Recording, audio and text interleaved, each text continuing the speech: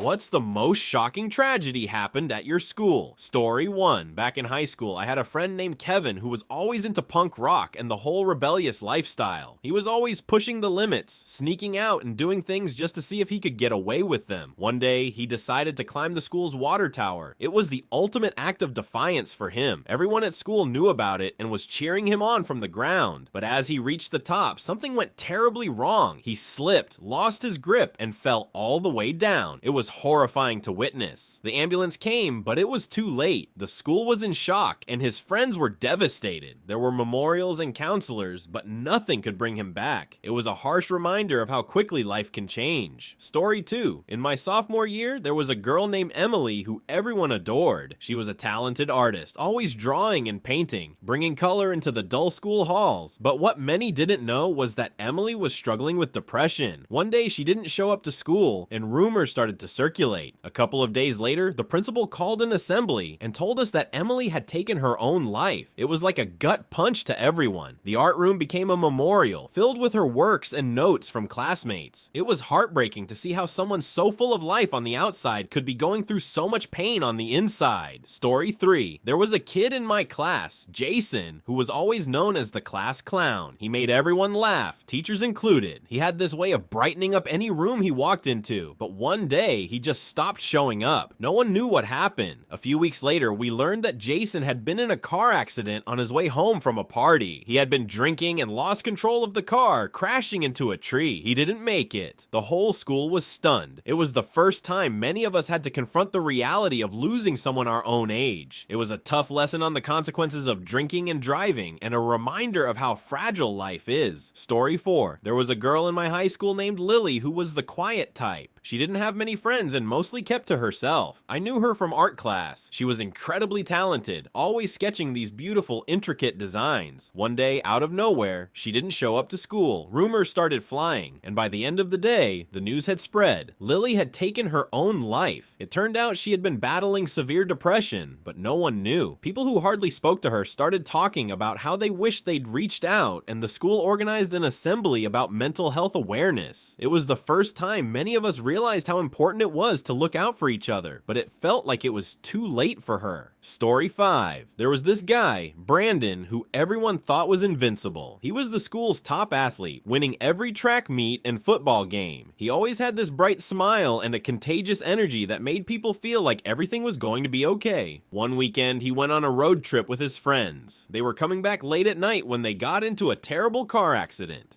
Brandon didn't make it. The news hit the school like a bombshell. Teachers were crying, students were in shock, and the team didn't know how to continue without their star player. They held a candlelight vigil on the football field, and everyone shared stories about how Brandon had touched their lives. It was the first time we truly understood that even the brightest stars can fade too soon. Story 6. In my junior year, there was this massive fight that broke out during lunch. It started between two guys who had beef over some trivial thing, but it quickly escalated. People started taking sides, and before we knew it, it was like a scene out of a movie. Fists flying, tables being overturned, everyone yelling. The teachers tried to break it up, but they were outnumbered. Someone threw a glass bottle, and it hit a girl standing nearby. She fell to the ground, bleeding. The fight stopped immediately as everyone realized what had just happened. The girl was rushed to the hospital, and thankfully she was okay after some stitches. The school was on lockdown for days, and new rules were implemented to prevent something like that from happening again. It was a wake-up call for everyone about how quickly things can spiral out of control.